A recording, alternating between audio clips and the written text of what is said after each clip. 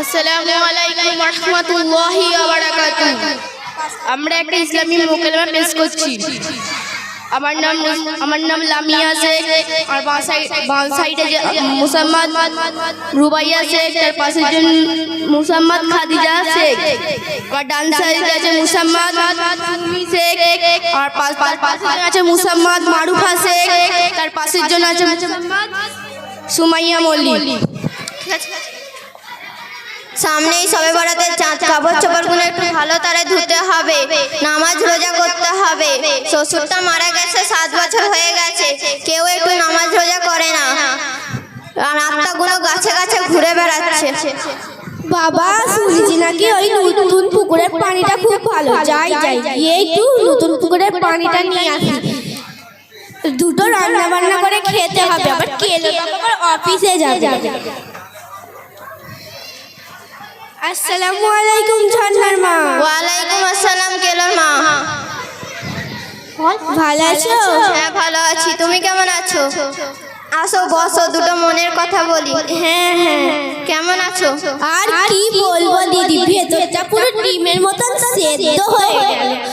কেলোর বাবা ওখান থেকে একটা মোবাইল জোগাড় করে এনেছে, দিন রাত করে আছে, কিছু বলছি তো 4-6 বাটন মারছে, গরু ছাগলের মতন ব্যবহারও করছে।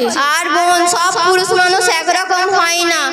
তুই তোর কেলোটা একটু বড় হলে দেখবি তোর কপালে সুখ আছে। আর দিদি সুখ হবে না, তার আগে পর্দায় চলে যাবে। না না, তোর সুখ হবে।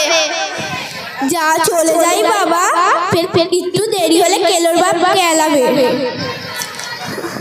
যাই একটু নতুন পুকুরের হাওয়া কে আসি। ওয়াল্লাহ, ঝর্ণার মার আর কেলোর মার এত মিল কোথা থেকে হলো? এ তো দেখে আমার সহ্য হচ্ছে না, এদের মধ্যে তো আগুন লাগাতেই হবে। আসসালামু আলাইকুম ঝর্ণার মা। ওয়ালাইকুম আসসালাম টুনির মা। কেমন আছো? ভালো আছি। বলছি এই কেলোর মা তোমার সাথে অতক্ষণ ধরে কি কথা বলছিল গো? কিছু না, এমনি বলছিল। ওই কেলোর মাকে তোমার এখনো চিনতে বাকি আছে। ওই জায়গায় ভসে সে জায়গায় ঘাস জন্মায় না, তোমাদের সুখের সংসারটাকে আগুন লাগিয়ে দিতে চাই। এই কিছুদিন আগে তোমার ব্যাপারে আমার কাছে যা বলেছে না, যদি এক্ষুনি বলি এক্ষুনি তুমি কাটারি নিয়ে বেরিয়ে পড়বে। কি বলেছে একটু বলো টুনিমা শুনি। না বাবা থাক, আমি কাউ ঝগড়া লাগাতে চাই না। একটু বলো তবে শুনি। তবে শোনো বলছি, ওই কেলোর মা তোমার ব্যাপারে অনেক আজে বাজে কথা বলেছে, এমনকি গালাগালি পর্যন্ত পেরেছে। আর এখানে এসে মিল দেখাচ্ছে।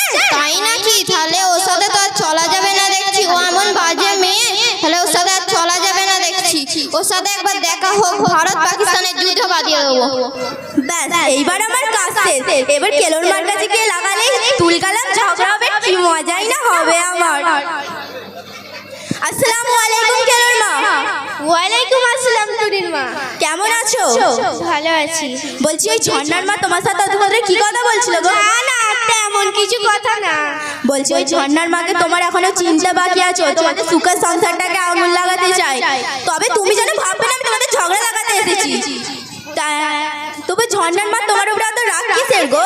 আমার সাথে কোনো সমস্যা নেই তো। তবে ওই তারায় কলতলায় ম্যাগনেটের বইয়ের কাছে 1.5 ঘন্টা ধরে বিড়বিড় করে তোমার ব্যাপারে কি সব বলছিল। একবার দেখা হোক, ভারত পাকিস্তানের যুদ্ধ বেড়ে দেবে। ব্যাস, আমার কাজ এবার শেষ। কি ঝগড়া হবে তার আমার কি মজাই না হবে।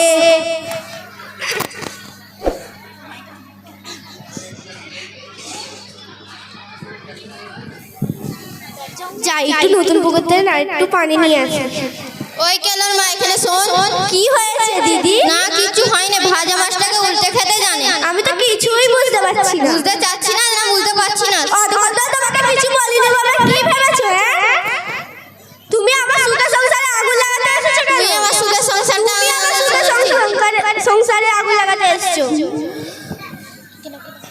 কেলোর বাবাকে ডাকবো নাকি? দেখবে আমি আমার ঝর্ণার বাপকে ডাকবো নাকি? দেখবে একবার। ডাকো না, কি করে দেখবো? আমিও ডাক না, তোর কি করে দেখবো? তাই না তো সারাদিন রাত 4-6 বাটাং মারে। ও রাখো না, তুমি আমার সংসারে আগুন লাগাতে এসেছো বলে তাই বলছি। তুই এমন বাজে মেয়ে আমি আগে জানতাম না, তাহলে তোর সাথে চলতুম না। আমিও যদি জানতাম তুমি এত বাজে মেয়ে, তাহলে তোমার সাথে উঠবি না। কথা তো দূর কি বাদ, দেখেও তাকাও। তুই আমার সংসারটা আগুন লাগাতে, তুমি আমার সংসারে আগুন লাগাতে এসেছো।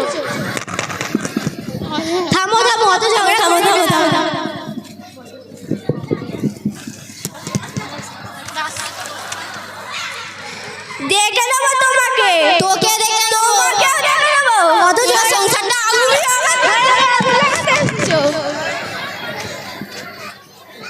আচ্ছা এখানে কি হয়েছে, এত ঝগড়াঝাটি হচ্ছে কেন, এখানে এত ভিড় কেন? আসসালামু আলাইকুম। ওয়ালাইকুম আসসালাম। এখানে কি হয়েছে, এত ভিড় কেন? দুটো দিদি বলে কি ঝগড়া করছে কি বলবো। হাতাহাতিও হয়ে যাচ্ছিল। আচ্ছা তাহলে চলুন। আসসালামু আলাইকুম। ওয়ালাইকুম আসসালাম। আচ্ছা বলো তোমরা এত ঝগড়াঝাটি করছো কেন? তোমরা কি জানো না তো মুসলিম ঘরের মেয়ে হয়ে তোমরা কি জানো না এই ব্যাপারে আল্লাহ তাআলা কি বলেছিলেন? আল ফিতনাতু আশাদ্দু মিনাল কওতল। তার মানে হলো কারোর মধ্যে ঝগড়া বাঁধানো, কারোর মধ্যে মারাট করা চেয়েও মারাত্মক অপরাধ। আল্লাহ তাআলা আমাদেরকে সবাইকে হেফাজত করুন। আচ্ছা ঝগড়াটার কারণ কি? টুনির মা কেলোর মার ব্যাপারে আমার কাছে অনেক কিছু বলেছে। হাই সর্বনাশ, টুনির মা ঝর্ণার মাধ্যমে আমার কাছে অনেক কিছু বলে গেছে।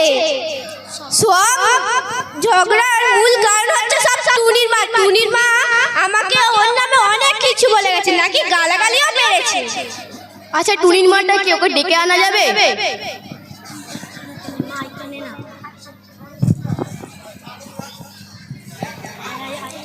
ওদের এখন তুলি আসসালামু আলাইকুম। মজাটা হচ্ছে। ওয়ালাইকুম। ওদের এখন ওয়ালাইকুম আসসালাম। কি হয়েছে? একবার আমাদের সঙ্গে চলুন, আপনাকে ডাকছে। কেন কি হয়েছে? চলুন চলুন তো। চলুন যাচ্ছি। আসসালামু আলাইকুম। ওয়ালাইকুম আসসালাম। সবাইকে বুঝিয়ে বলছি, দেখো বোনেরা, ইসলামের মধ্যে ঝগড়াঝাটি কৌশলভাবে নিষেধ। আমাদের প্রিয় নবীজি সাল্লাল্লাহু আলাইহি ওয়াসাল্লাম বলেছেন, লা ইয়াদখুলুল জান্নাতা কুফরুন ওয়ালা বাকিনুন ওয়ালা নামানুন। ধোঁকাবাজ কুপন ফুটাকারী তিন ব্যক্তি জান্নাত প্রবেশ করতে পারবে না: যারা লোকের ঘাড়ে কানে কথা বলে এবং যারা ঝগড়া লাগায়। এটা হতো থাকে মানুষের বড় মহাপাপ। আল্লাহ রাব্বুল আলামিন আমাদের সবাইকে হেফাজত করুন। আমিন। ওয়া আখিরু দাওয়ানা আলহামদুলিল্লাহি রাব্বিল আলামিন।